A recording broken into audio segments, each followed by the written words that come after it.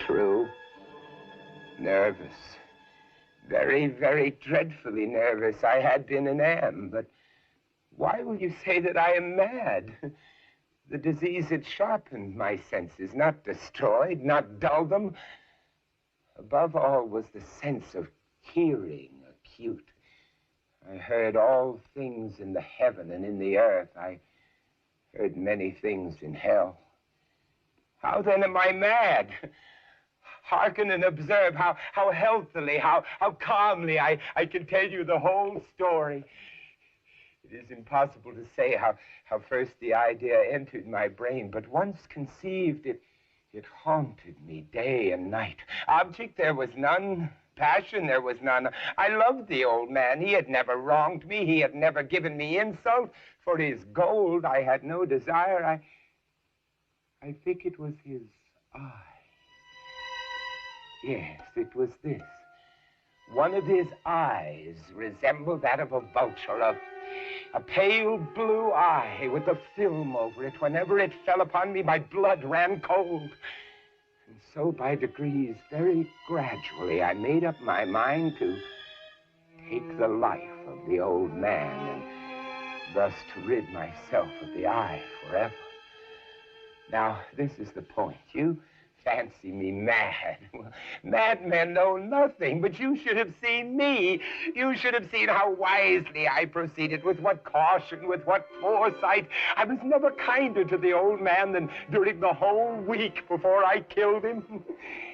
And every night, about midnight, I turned the latch of his door and I opened it, oh, so gently. And then when I had made an opening sufficient for my head, I put in a dark lantern, all closed so that no light shone out.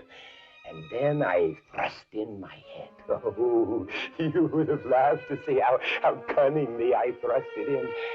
I moved it very slowly, very, very slowly, so that I might not disturb the old man's sleep. It took me an hour to place my whole head within the opening, so far that I could see him as he lay upon his bed. Now, would a madman have been so wise as this? And then, when my head was well in the room, I undid the lantern cautiously. Oh, so cautiously I undid it, just so much that a single thin ray fell upon the vulture eye. This I did for 7 long nights, every night at midnight. But I found the eye always closed, and so it was impossible to do the work. For it was not the old man that vexed me, but his evil eye. And every morning when the day broke, I went boldly into the chamber and spoke courageously to him, calling him by name in a hearty tone and inquiring how he had passed the night. So you see, he would have been a very profound old man indeed to suspect that every night, just at 12, I looked in upon him while he slept.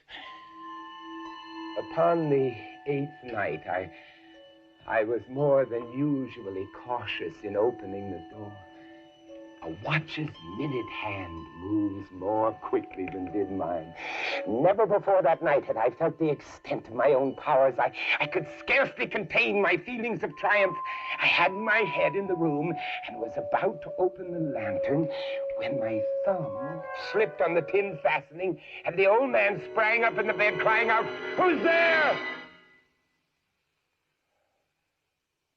I kept quite still and said nothing. For a whole hour I did not move a muscle, and in the meantime I did not hear him lie down.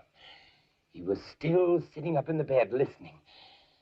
Presently I heard a slight groan, and I knew it was the groan of long drawn-out mortal terror. It was not a groan of pain or of grief, oh no. No, it was the low, stifled sound that arises from the bottom of the soul when overcharged with awe. I knew the sound well. Many a night, just at midnight, when all the world slept, it had welled up from my own bosom, deepening with its dreadful echo the terrors that distracted me. I say I knew it well. I knew what the old man felt, and I pitied him, although I chuckled at heart. I knew that he had been lying awake ever since the first slight noise when he had turned in the bed. His fears had been ever since growing upon him. He had been trying to fancy them causeless, but could not. He had been saying to himself, "It's nothing but the wind in the chimney. It's only a mouse crossing the floor. It is merely a cricket which has made a single chirp." Yes, he'd been trying to comfort himself with these suppositions, but he had found it all in vain, because death, in approaching him, had stalked with his black shadow before him and enveloped the victim. He felt the presence of my head within the room. When I had waited a long time, very patiently, without hearing him lie down, I resolved to open a very, very little crevice in the lantern. So I opened it, oh, you cannot imagine how stealthily, until at length a single dim ray, like the thread of a spider, shot from out the crevice and full upon the vulture eye. It was open, wide open, and I grew furious as I gazed upon it. I saw it with perfect distinctness, all a dull blue, with a hideous veil over it that chilled the very marrow of my bones. But I could see nothing else of the old man's face or person, for I had directed the rays as if by instinct precisely on the damned spot.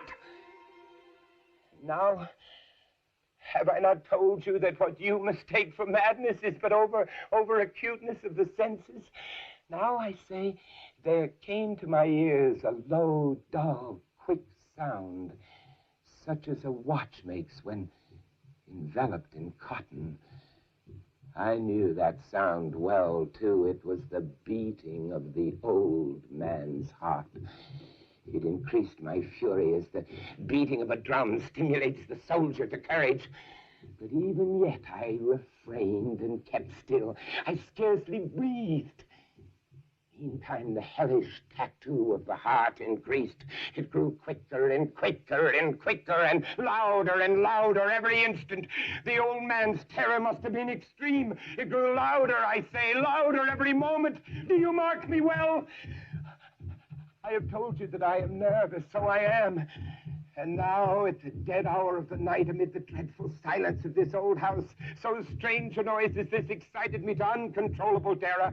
Yet for some minutes longer, I refrained and stood still. But the beating grew louder and louder.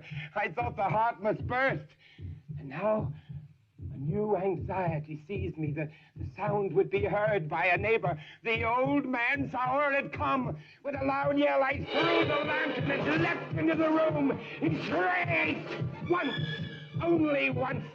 In an instant, I dragged him to the floor and pulled a heavy bed over him. I then smiled gaily to find the deed so far done. For many minutes, the heart beat on with a muffled sound. Still, this did not vex me. It would not be heard through the wall, and then, at last, The old man was dead. I removed the bed and examined the corpse.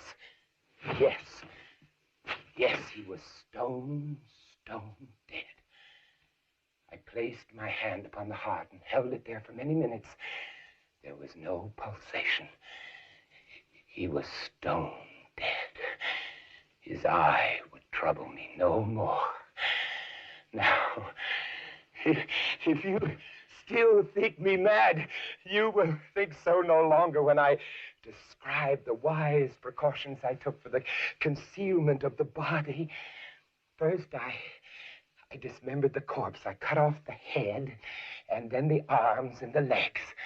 I then took up 3 planks from the flooring of the chamber, and I deposited all beneath the floor. I then replaced the boards so cleverly, so cunningly, that no human eye, not even his, could have detected anything wrong. There was nothing to wash out. No stain of any kind, no blood spot whatsoever. I had been too wary for that. A tub had caught it all. And then, when I had made an end of these labors, it was 4 o'clock. Still dark as midnight. As the bell sounded, there came a knocking at the street door. I went down to open it with a light heart, for what had I now to fear? There entered 3 men who introduced themselves with perfect suavity as officers of the police. A shriek had been heard by a neighbor during the night. Suspicion of foul play had been aroused, and they, the officers, had been dispatched to search the premises. I smiled. For what had I to fear? I bade the gentleman welcome. The shriek, I said, was my own in a dream. The old man I mentioned was absent in the country. I took my visitors all over the house, and I bade them search and search well. I led them at length to his chamber. I showed them his treasures, secure, undisturbed. In the enthusiasm of my confidence, I brought chairs into the room and desired them here to rest from their fatigues, while I myself, in the wild audacity of my perfect triumph, placed my own feet upon the very spot beneath which reposed the corpse of the victim. The officers were satisfied my manner had convinced them. I was singularly at ease.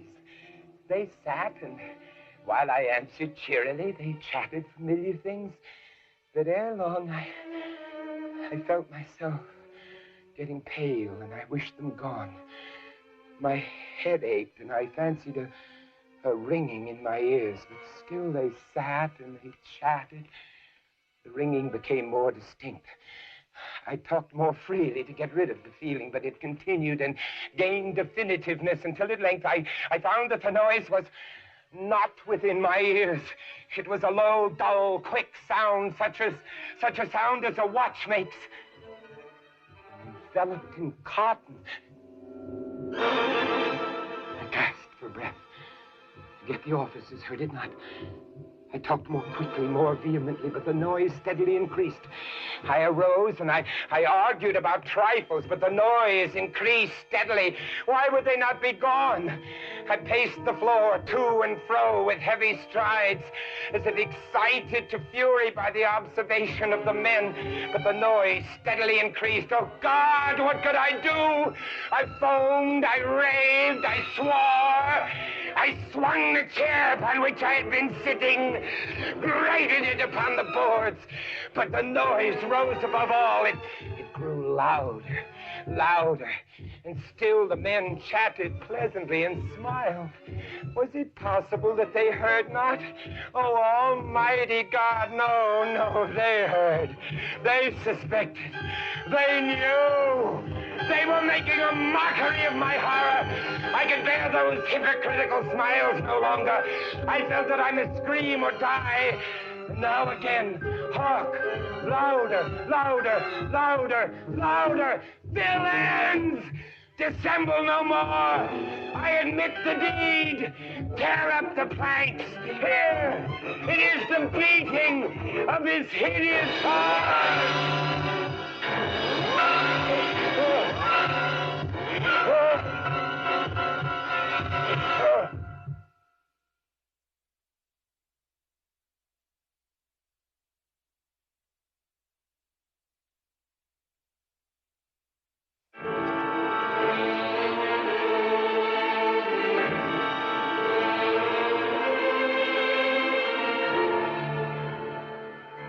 During the dread reign of cholera in New York, I had accepted the invitation of a relative to spend a fortnight with him here in the retirement of his cottage on the banks of the Hudson. We should have passed the time pleasantly enough, but for the fearful news which reached us every morning from the populous city, not a day elapsed which did not bring us intelligence of the decease of some acquaintance. We trembled at the approach of every messenger. The very air from the city seemed to us redolent with death. I could neither speak, think, nor dream of anything else. My host was of a less excitable temperament. To the realities of terror he was sufficiently alive, but of its shadows he had no apprehension.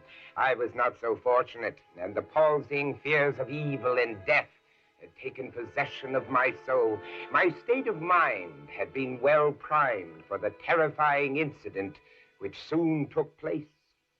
Near the close of an exceedingly warm day, I was alone, sitting with a book in hand at this window, commanding through a long vista of the riverbanks a view of a distant hill, the face of which nearest my position had been denuded by a landslide of the principal portion of its trees.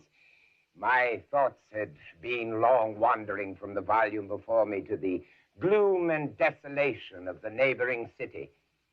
Uplifting my eyes from the page, they fell upon the naked face of the hill, and upon an object, upon some living monster of hideous conformation, which very rapidly made its way from the summit to the bottom, disappearing finally in the dense forest below. As this creature first came in sight, I doubted my own sanity, and many minutes passed before I succeeded in convincing myself that I was neither mad nor in a dream. Estimating the size of the creature, I concluded it to be far larger than any ship of the line in existence. I say ship of the line because the shape of the monster suggested the idea. The hull of one of our battleships might convey a very tolerable conception of the general outline.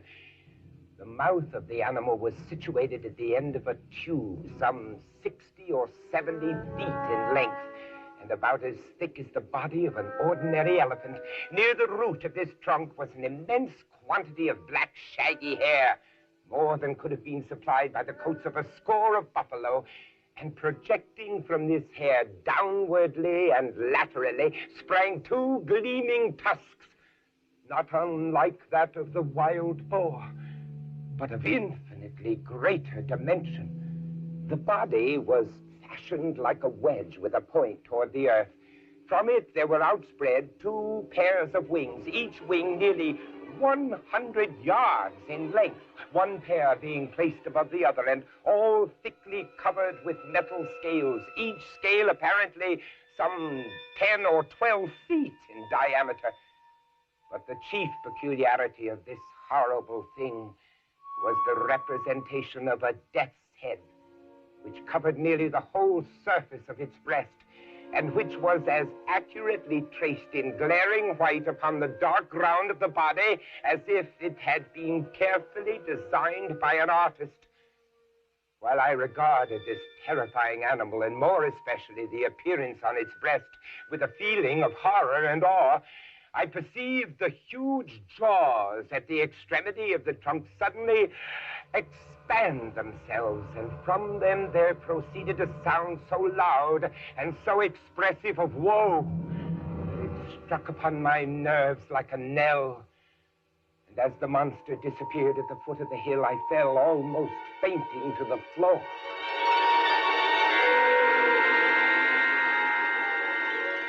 Upon recovering, my first impulse was to inform my friend of what I had seen and heard. And I can scarcely explain what feeling of repugnance it was which in the end operated to prevent me. At length, one evening, some 3 or 4 days after the occurrence, we were sitting together in this room in which I had seen the apparition, I occupying the same seat at the same window, and he lounging in this chair nearby. The association of the place and time suddenly impelled me to give him an account of the phenomenon. He heard me to the end. At first, he laughed heartily, and then he lapsed into an excessively grave demeanor, as if my insanity was a thing beyond suspicion. At this instant, I again had a distinct view of the monster, to which, with a shout of absolute terror, I now directed his attention. Look! Look! He looked eagerly, but maintained that he saw nothing, although I designated minutely the course of the creature as it made its way down the naked face of the hill. I was now immeasurably alarmed, for I considered the vision either as an omen of my death, or worse, as a forerunner of an attack of madness. I threw myself passionately back in the window seat, and for some moments I buried my face in my hands. My host, however, had in some degree resumed the calmness of his demeanor and questioned me very rigorously in respect to the confirmation of the visionary creature. When I had fully satisfied him on this head, he sighed deeply, as if relieved of some intolerable burden, and then he stepped to the bookcase and brought forth one of the ordinary synopses of natural history. He then requested me to exchange seats with him. He took my place at the window and, opening the book, resumed his discourse. But for your minuteness, he said, in describing the monster, I might never have had it in my power to demonstrate to you what it was. In the first place, let me read to you a schoolboy account of the genus Sphinx, of the family Crepuscularia, of the class of Insecta or insects. The account runs thus.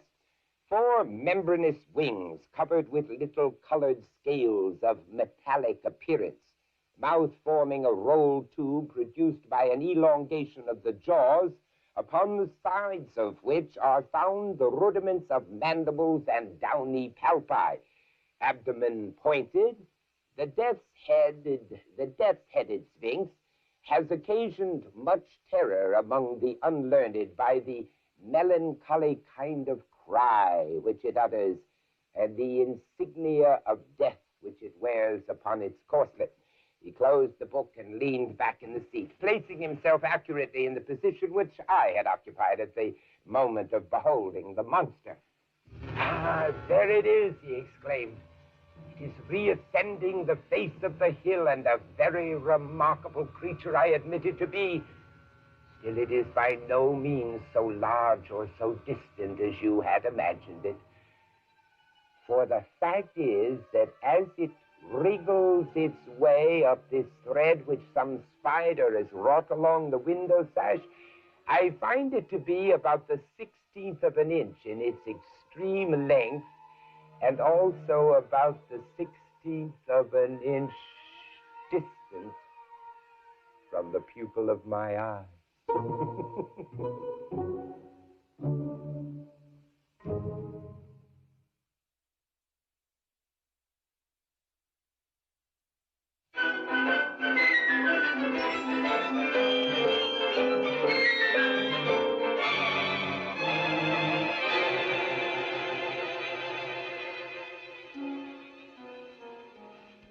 The 1,000 injuries of Fortunato I had borne as best I could, but when he ventured upon insults, I vowed revenge. Now, you who so well know the nature of my soul will not suppose, however, that I gave utterance to a threat. At length, I would be avenged. I would not only punish, but punish with impunity. It must be understood that neither by word nor deed had I given Fortunato cause to doubt my good will. I continued to smile in his face, but he did not perceive that my smile now was at the thought of his immolation. He had a weak point, this Fortunato. Although in other regards he was a man to be respected and even feared, he prided himself in his connoisseurship of wine. I was skillful in the Italian vintages myself and bought largely whenever I could. It was about dusk one evening during the supreme madness of the carnival season that I encountered my friend. He accosted me with excessive warmth, for he had been drinking much. The man wore the costume of a jester. He had on tights, and his head was surmounted by the conical cap and bells. I was so pleased to see him that I thought I should never have done with wringing his hand. I said to him, "My dear Fortunato, you are luckily met. How remarkably well you are looking today. Oh, I have received a keg of what passes for Amontillado, and I have my doubts." "How?" said he. "Amontillado, a cask? Impossible. And in the middle of the carnival?" "Well, I have my doubts, and I was silly enough to pay the full Amontillado price without consulting you in the matter. You were not to be found, and I was fearful of losing a bargain." "Amontillado! Amontillado!" "Yes, as you are engaged, I am on my way to meet Lucchesi. If anyone has a critical turn, it is he. He will tell me." "Lucchesi cannot tell Amontillado from sherry. And yet some fools will have it that his taste is a match for your own. Come, let us go to your vaults." "Oh, my friend, no, I will not impose upon your good nature. I perceive you have an engagement, Lucchesi." "I have no engagement. Come." "My friend, no, it is not the engagement, but the severe cold with which I perceive you are afflicted. The vaults are insufferably damp. They are encrusted with mold." "Let us go, nevertheless. The cold is merely nothing. Amontillado, you have been imposed upon. As for Lucchesi, he cannot distinguish sherry from Amontillado." Thus speaking, Fortunato possessed himself of my arm. I, putting on a mask of black silk and drawing a cape closely about my person, suffered him to hurry me to my palazzo. Oh, there were no attendants at home. They had absconded to make merry in honor of the time. I took from their sconces 2 torches, and giving one to Fortunato, bowed him through several suites of rooms to the archways that led into the vaults. I passed down a long and winding staircase, requesting him to be cautious as he followed. We came at length to the foot of the descent and stood together on the damp ground of the catacombs of the Montresors, my family. The gait of my friend was unsteady, and the bells on his jester's cap jingled as he strode. "Where is the cask?" "It is farther on, but observe the white web work which gleams from these cavern walls." "Mold?" Mold, yes. How long have you had that cough?" My poor friend found it impossible to reply for many minutes. "It is nothing. Come, we will go back. Your health is precious. You are rich, respected, admired, beloved. You are a man to be missed. For me, it is no matter. We will go back. You will be ill, and I cannot be responsible. Besides, there is Lucchesi." Enough. The cough is a mere nothing. It will not kill me. I shall not die of a cough." True. And indeed, I had no intention of alarming you unnecessarily, but you should use all proper caution. A draught of this Medoc will defend us against the dance. Here I knocked off the neck of a bottle which I drew from a long row of its fellows that lay upon the mold. "Drink," I said, presenting him the wine. He raised it to his lips with a sneer. He paused and nodded to me familiarly while his bells jingled. "I drink to the buried that repose around us, and I to your long life." He again took my arm, and we proceeded. The wine sparkled in his eyes, and the bells jingled. My own fancy grew warm with the Medoc. We had passed through walls of piled bones with casts and puncheons intermingling into the inmost recesses of the catacombs. I paused again, and this time made bold to seize Fortunato by an arm.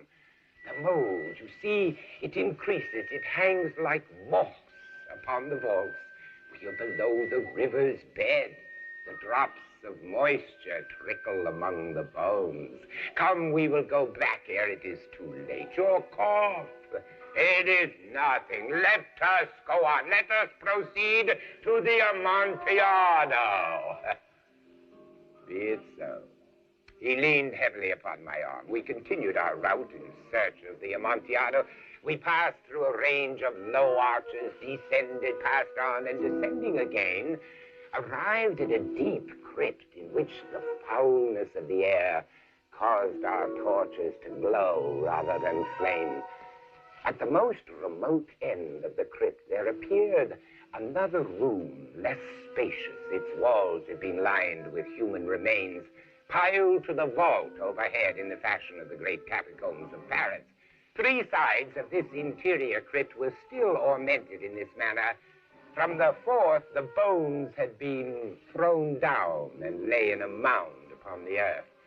Within the wall, thus exposed by the displacing of the bones, we perceived a still interior recess in depth about 4 feet, in width 3, in height 6 or 7, cut into the solid granite.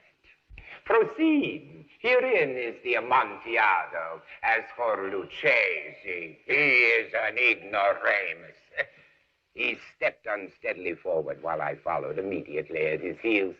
In an instant, he had reached the extremity of the niche, and finding his progress arrested by the rock, stood stupidly bewildered.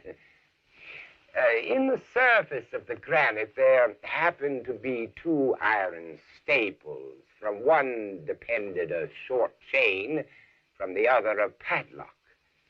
It was but the work of a few seconds to throw the links about his waist and secure him. He was too much astounded to resist.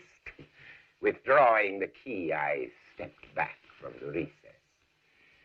Pass your hand over the wall, Fortunato. You cannot help but feel the mold. Indeed, it is very damp. Once more, let me implore you to return. No? Then I must positively leave you. But I must first render you all the little attentions in my power. The Amontillado. True, the Amontillado. As I said these words, I busied myself among the pile of bones of which I have spoken. Throwing them aside, I soon uncovered a quantity of building stone and mortar. With these materials and with the aid of a trowel, I began vigorously to wall up the entrance of the niche. I scarcely laid the first tier of the masonry when I discovered that the intoxication of Fortunato had in a great measure worn off. The earliest indication I had of this was a low moaning cry from the depth of the recess. It was not the cry of a drunken man. Then there was a long and obstinate silence. I laid the second tier and the third and the fourth, and then I heard the furious vibrations of the chain. The noise lasted for several minutes, during which, that I might hearken to it with the more satisfaction, I ceased my labors and sat down upon the bones. When at last the clanking subsided, I resumed the trowel and finished without interruption the 5th, the 6th, and the 7th tier. The wall was now nearly upon a level with my breast. I again paused, and holding the torch over the masonwork, threw a few feeble rays upon the figure within. A succession of loud and shrill screams bursting suddenly from the throat of the chain form seemed to thrust me violently back. For a brief moment I hesitated. I trembled. Then I placed my hand upon the solid fabric of the catacombs and felt satisfied. I reapproached the wall. I replied to the yells of him who clamored. I re-echoed, I aided, I surpassed them in volume and in strength. I did this. And the clamorer grew still. It was now midnight, and my task was drawing to a close. I had completed the 8th, the 9th, and the 10th tier. I had finished a portion of the last, the 11th. There remained but a single stone to be fitted and plastered in. I struggled with its weight. I placed it partially in its destined position. But now there came from out the niche a low laugh that erected the hairs upon the back of my neck. A very good joke indeed, an excellent jest. We will have many a rich laugh about it at the palazzo. Over our wine. The Amontillado. Yes, the Amontillado. But is it not getting late? Will they not be waiting for us at the palazzo? The Lady Fortunato and the rest? Let us be gone. Yes, let us be gone. For the love of God, Montresor! Yes, for the love of God, Fortunato. But to these words I hearkened in vain for a reply. I grew impatient. I called aloud, Fortunato? Fortunato? No answer still. I thrust a torch through the remaining aperture and let it fall within. There came forth in return only a jingling of the bells. My heart grew sick on account of the dampness of the catacombs. I hastened to make an end of my labor. I forced the last stone into its position. I plastered it up. Against the new masonry, I erected the old rampart of bones. For the half of a century, no mortal has disturbed them. In pace requiescat.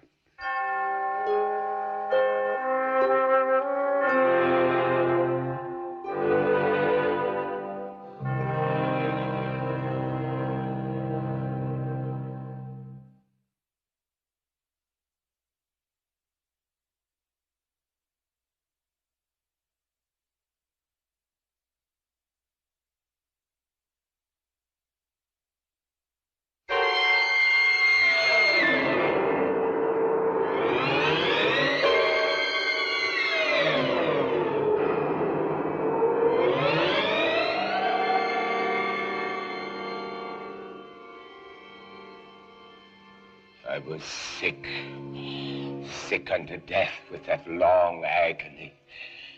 I felt that my senses were leaving me. The dread sentence of death was the last distinct phrase which reached my ears.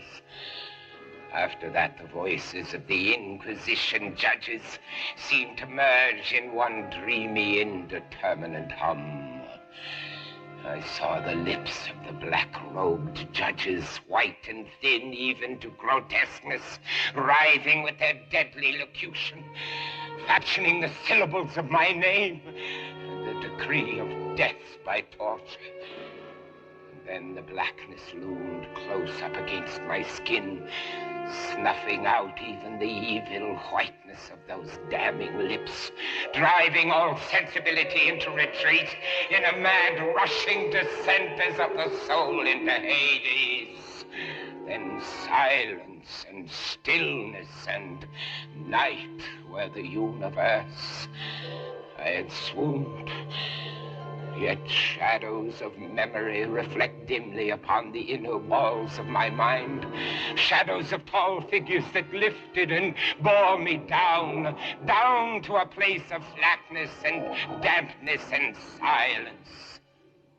Silence. Then all was madness. I would not open my eyes. I felt that I lay upon my back unbound. I reached out my hand and it fell heavily upon something damp and hard. I longed, yet dared not to employ my vision.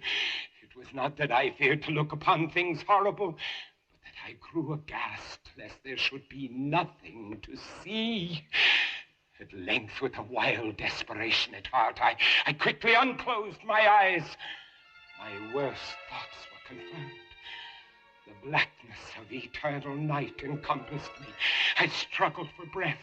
The intensity of the darkness seemed to oppress and stifle me. Perspiration burst from every pore and stood in big, cold beads upon my forehead.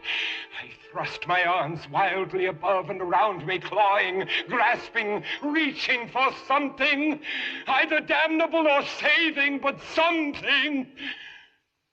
Nothing.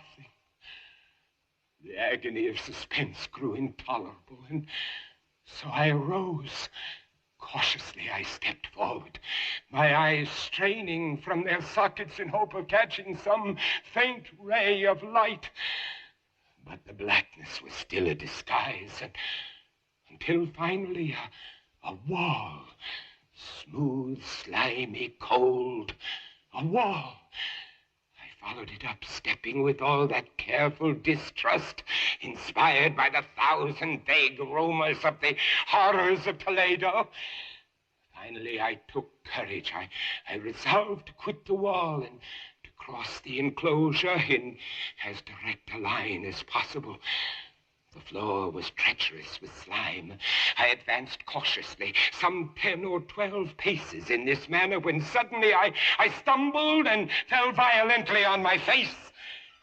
In the confusion attending my fall, I did not immediately apprehend a somewhat startling circumstance. It was this. My chin rested upon the floor of the prison, but my lips and the upper portion of my head touched nothing. At the same time, my forehead seemed bathed in a clammy vapor, and the peculiar smell of decayed fungus arose to my nostrils. I had fallen at the very brink of a circular pit.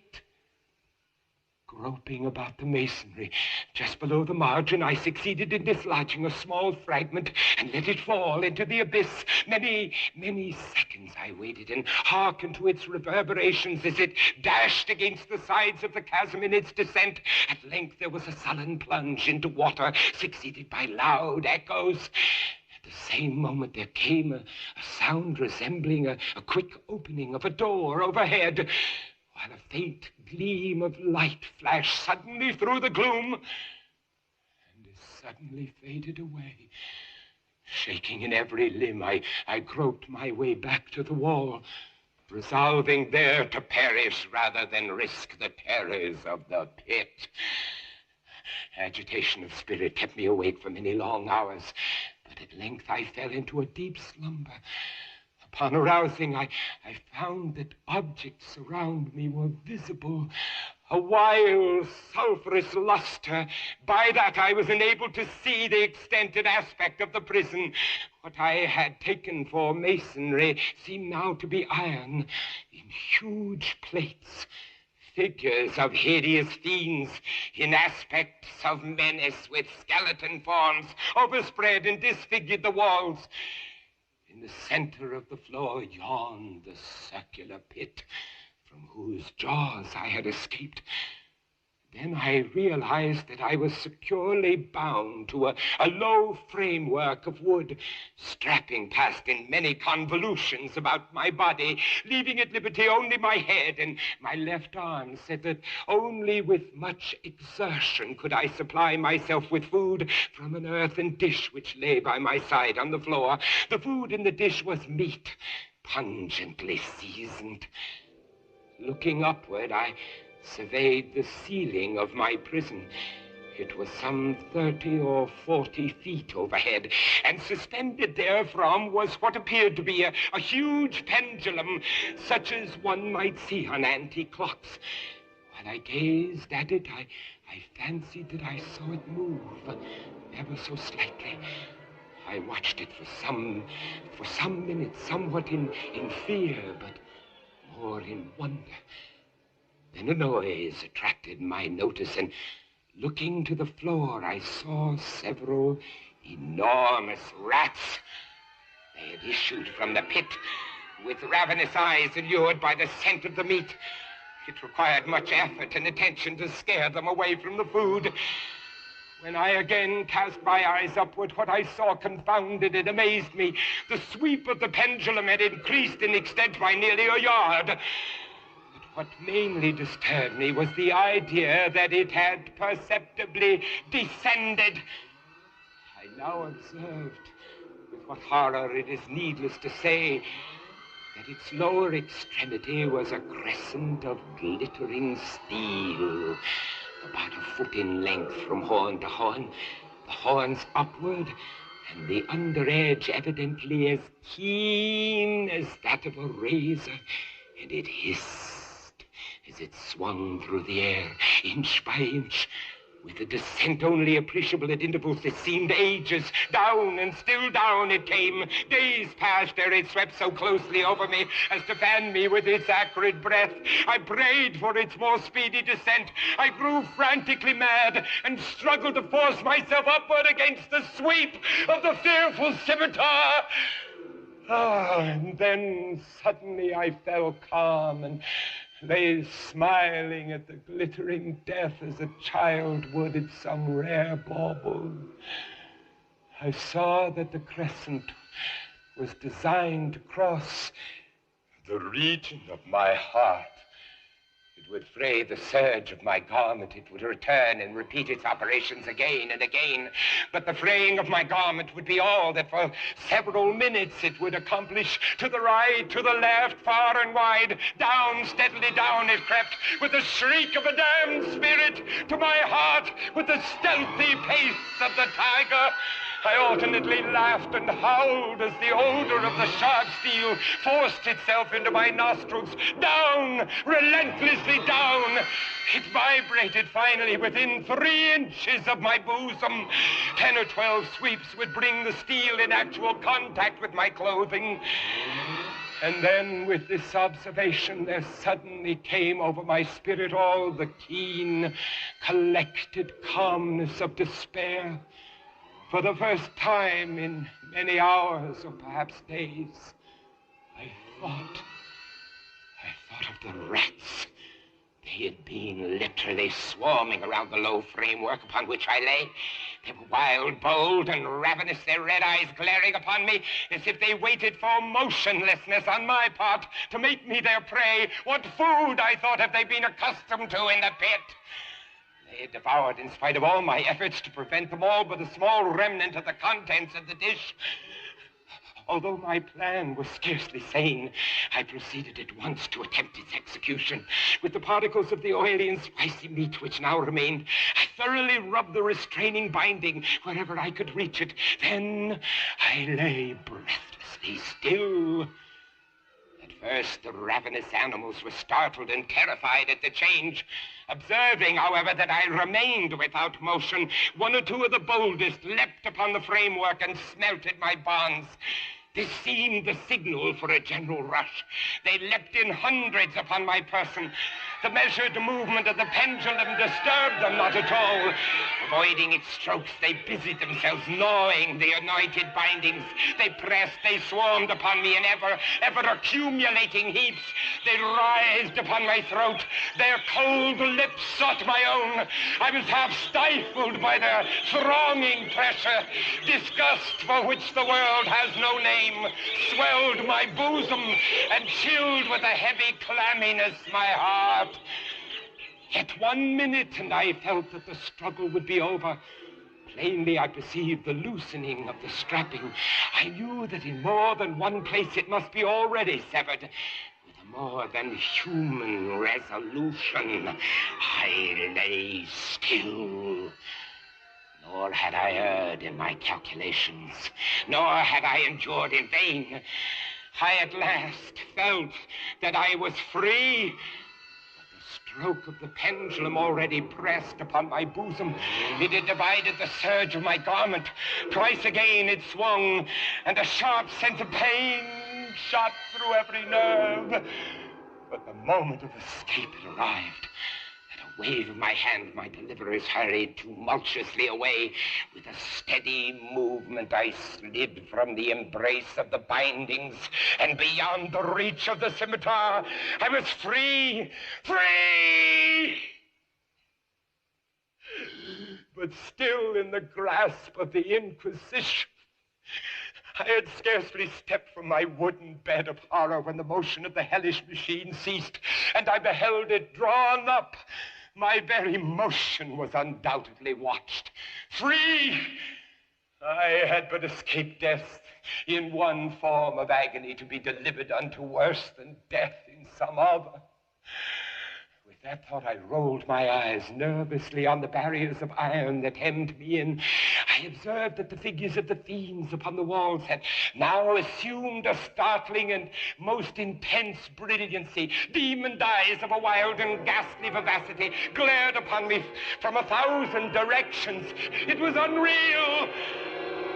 While I breathed, there came to my nostrils the breath of the vapor of heated iron. Suffocating odor pervaded the prison. I panted. I gasped for breath. I shrank from the burning metal to the center of the cell. Amid the thought of the fiery destruction that impended, the idea of the coolness of the pit came over my soul like balm. I rushed to its deadly brink. I threw my straining eyes below. The glare from the enkindled roof illuminated its inmost recesses. Yet for a wild moment did my spirit refuse to comprehend the meaning of what I saw. At length it burned its way into my soul. Oh, for a voice to speak. Oh, horror! Oh, any horror but this! The heat increased rapidly, and once again I looked up. There had been a second change in the cell, and now the change was obviously in the form. The room had been square. The fearful difference quickly increased with a low, rumbling sound. The apartment was shifting its form into that of a rectangle. Death, I screamed! Any death but that of the pit! Fool! Might I not have known that into the pit was the object of the burning iron to urge me? And now closer and closer grew the walls. I shrank back, but the closing walls pressed me resistlessly onward. At length, for my seared and writhing body, there was no longer an inch of foothold on the firm floor of the prison. I struggled no more, but the agony of my soul found vent in one long, loud, and final scream of despair. I felt that I tottered upon the brink. Then suddenly there was a discordant hum of human voices. There was a loud blast as of many trumpets. The fiery walls rushed back. An outstretched arm caught my own as I fell, fainting into the abyss. It was that of General LaSalle. The French army had entered Toledo. The Inquisition is in the hands of its enemies.